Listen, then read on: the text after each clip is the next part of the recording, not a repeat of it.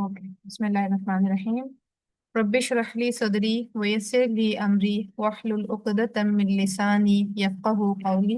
दुरूद शरीफ पढ़ लीजिए. अल्लाहुम्मा सल्ली अला मुहम्मदिन व अला आलि मुहम्मद कमा सल्लैता अला इब्राहीम व अला आलि इब्राहीम इन्नका हमीदुम मजीद.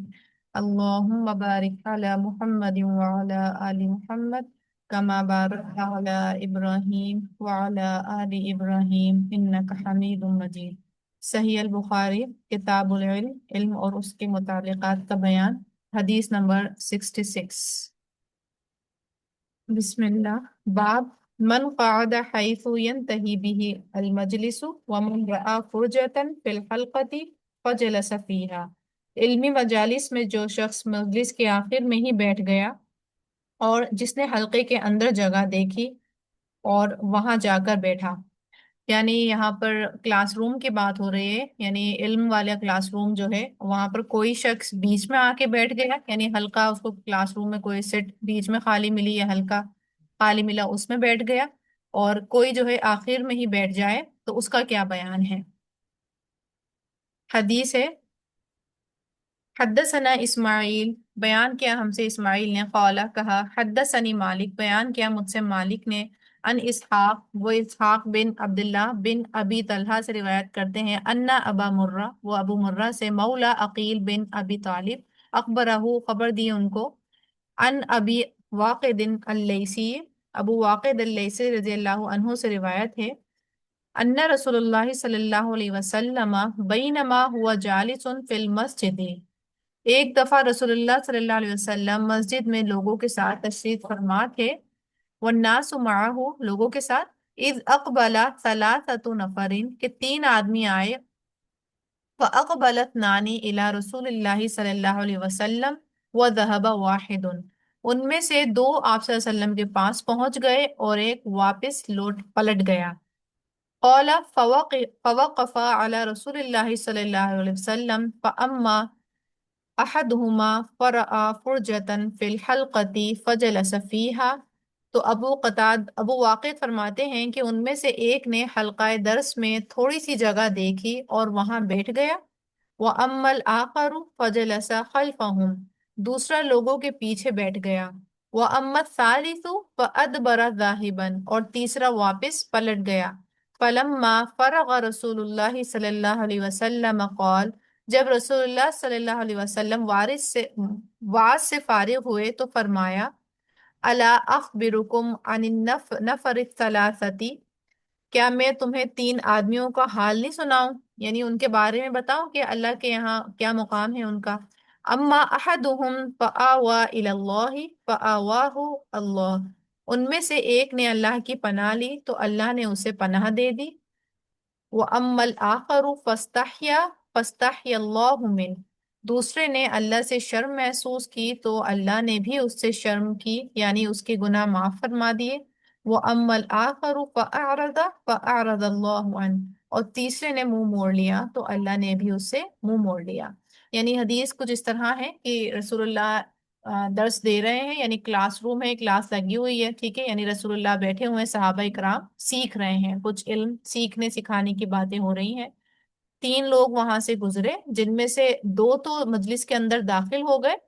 और एक जो था वो पलट गया, वो नहीं शामिल हुआ, ठीक है. और उनमें से दो ने क्या किया, एक ने तो देखा कि हल्का के दरमियान में यानी कोई एक गैप है, तो उस गैप में जाके शामिल हो गया, ठीक है. यानी इल्म की मजलिस सी थी, और हमने ये सुना हुआ है कि इल्म की मजलिस लगी होती है तो फरिश्ते रहमत से ढांप लेते हैं, बरकतें आ रही होती हैं, अल्लाह की रजामंदी होती है और फरिश्ते भी वहां मौजूद होते हैं. तो पहले वाले बंदे ने क्या करा, वो बीच में जाके बैठ गया, यानी ऐन रहमत और बरकतें बटोरने वो बीच में चला गया, बीच में जाके बैठ गया, ठीक है. और दूसरे ने थोड़ी शर्म की, दूसरे को थोड़ी झिझक हुई कि क्या मैं अब डिस्टर्ब करूं, बीच में एकदम से छलांग मारता हुआ कूदता पांगता यानी घुस घुस के बैठूं. उसको थोड़ी झिझक हुई, उसने लिहाज करा तो वो जहां उसको बस आखिर में जगह मिली वो वहीं टिक गया. तो उसने यानी शर्म की, यानी उसको थोड़ी झिझक हुई, तो अल्लाह ने उसको अदाब ही दिया, लेकिन फिर भी अल्लाह ने रहम का ही मामला किया, उसको रहम ही अता की. और तीसरा बंदे ने देखा कि तीसरे बंदे को मतलब वो मजलिस जो थी उसके टाइप की नहीं लगी, ठीक है, اس کو اپنے معیار کی نہیں لگی، وہ پلٹ گیا، تو اللہ نے بھی اس سے پھر اعراض برتا، یعنی اللہ نے بھی پھر اس کی پرواہ نہیں کی، ٹھیک ہے۔ یہاں پر مجلس میں بیٹھنے کے اور اس میں جانے کے ٹکٹس بتائے جا رہے ہیں، ٹھیک ہے۔ تو کچھ عمل کے پوائنٹ بھی اسی طرح سے ہے کہ مجلس میں بیٹھنے کا پہلا فائدہ برکتیں ملتی ہیں اور رحمتیں حاصل ہوتی ہیں، یعنی جب ہم ایک مجلس کے اندر ایک گروپ کے ساتھ جب کوئی کام کر رہے ہوتے ہیں، ٹھیک ہے، یعنی علم جو ہے انڈیویجولائزیشن کے ساتھ بھی حاصل کیا جا سکتا ہے، ٹھیک ہے، پہلے بھی کیا جا سکتا ہوگا اور آج کے دور میں تو خیر بہت ممکن ہے کہ آپ کلاس میں نہیں آؤ اور ریکارڈنگز لے لو اور سن لو، اور آپ اپنے آپ بھی اپنے پیس پہ کر سکتے ہیں کہ بھائی میں کیوں اٹھوں، کیوں میں وقت نکال کے بیٹھوں، کہ جب میرا فری ٹائم ہوگا تو میں تبھی بیٹھ جاؤں گی، کیوں مشقت کروں، کیونکہ اس میں مشقت ہے نا، کنسسٹینسی ہے، آپ کو پھر پابندی کرنی پڑتی ہے، سارا دن سوچنا پڑتا ہے اگر کلاس ہوتی ہے کہ بیچ کلاس ہے، کلاس ہے، کلاس ہے، یعنی آپ کھلتی ہے تو آپ کو ایک فکر لگ جاتی ہے، ٹھیک ہے۔ تو آپ جب اکیلے پڑھتے ہیں تو آپ فکر سے خالی ہوتے ہیں، آپ یہ ہوتا ہے اپنے پیس پہ بیٹھیں گے، جب آپ فارغ ہوں گے، جب آپ کو لگے گا اپنے اچھے سے کاغذ پہ بیٹھیں گے، لیٹیں گے، لیٹتے لیٹتے سن لیں گے، ٹھیک ہے۔